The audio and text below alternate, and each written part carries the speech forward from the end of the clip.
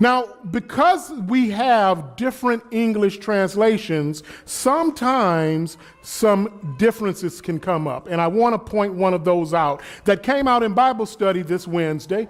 It comes from Matthew 18. Now, I preached from Matthew 18 last week, but this wasn't the passage that I preached from. This is right before that passage. This is the NIV version. Verse 10 says, "See that you do not despise one of these little ones, for I tell you that the angels in heaven always see the face of my Father in heaven."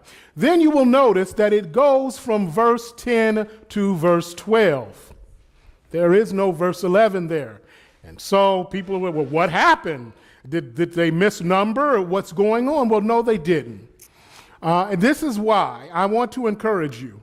Whatever Bible you choose to read, get yourself a good study Bible with footnotes and don't ignore the footnotes. Those are actually kind of important. Why? Let's look at this verse in the New King James Version. You'll see verse 10 is the same, but you also have verse 11. "For the Son of Man has come to save that which was lost." That is the verse that you don't see in the NIV. Not because they left it out. That's why footnotes are important. You notice it got a little A there. And if you go back, it's got a little A there too. What that tells me is that if I go to that footnote in the bottom of my Bible, it tells me what's going on. Now, in the NIV version, it's going to say that this is the same text as is found in Luke 19. If I'm reading a New King James Version, it's going to say some texts omit this line. Why is that? Well, it's really simple. It's not because anyone is trying to hide something from you. When the New King James Version was written, we had very limited text that we were translating from. Now here we are 1,500 years later. Well, not from the King James. We're about 1,000 years from the King James.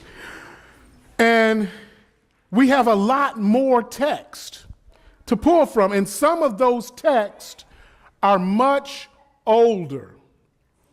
And so what happens is the people who translated the NIV version, they use the older text.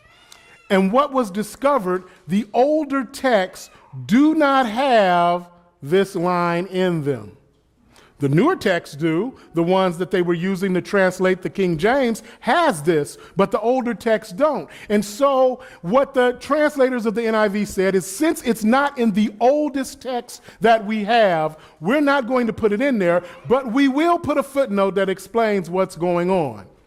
Now, this makes some people feel uncomfortable because they say, wait a minute, we say the Bible is inerrant, that it is without error. That can't be true.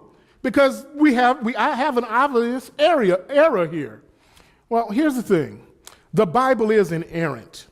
It is inerrant in that the message that God intends to send from Genesis to Revelations is without error. Do we have a verse missing here? Yes, we do. But what you will notice is, regardless of whether you are reading the New King James or whether you are reading the NIV, the message that you are receiving from the overall text does not change. All adding verse 11 does is it fills things out a little bit more, but it doesn't change the meaning of the text, because the message that God sends to us through his word does not change. Now, the reason that comes out is because you will hear a lot of people, the NIV is much loved or much hated, depending on who you're talking to. It's just important for us to understand it all comes out down to what text they are using to translate from.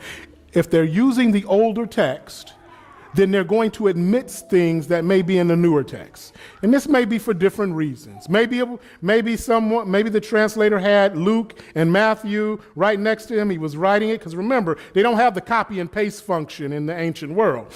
So they're doing this by hand, and they see it in Luke and they say, well, it should be in Matthew. Maybe they were looking at the commentary notes on the side and those got transposed. Any of those things could happen. But what's important is that we understand that the Bible that God has given us is the Bible that God intends for us to have, and the message that he has given us is inerrant from Genesis to Revelation.